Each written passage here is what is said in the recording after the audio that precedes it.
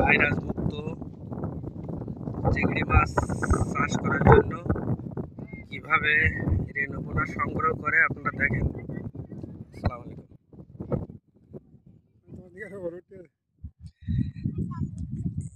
এভাবে রেণুপোনা সংগ্রহ করলে ঘেরে ভাইরাস লাগে না, মাছ ভালো হয়।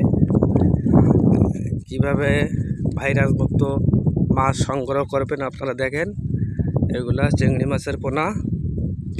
ভাইরাস মুক্ত চিংড়ি মাছের পোনা সংগ্রহ করতে চাইলে আপনারা আমাদের সাথে যোগাযোগ করতে পারেন।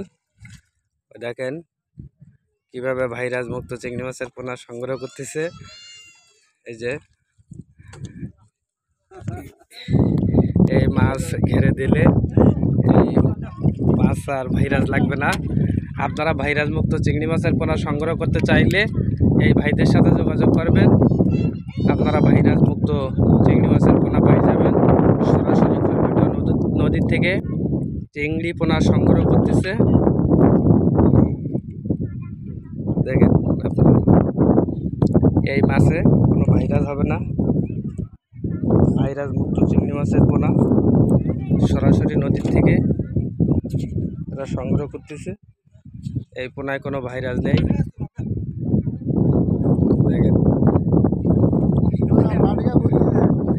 ওইটা নদী, ওপারে সুন্দরবন নদী।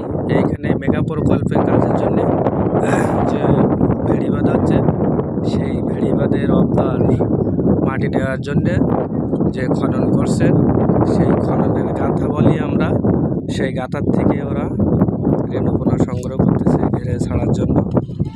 এবং বিভিন্ন ঘেরের মালিকরা ওদের কাছ থেকে মাছ সংগ্রহ করে ঘেরে ছাড়ে।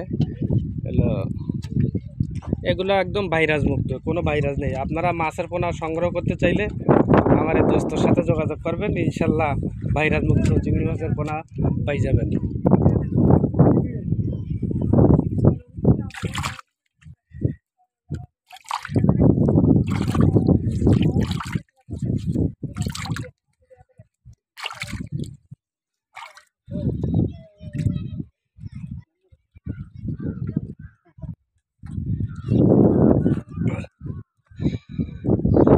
এটা হলো চাঁদনিমুখা মার্কেট, হাজি সরাব মার্কেট।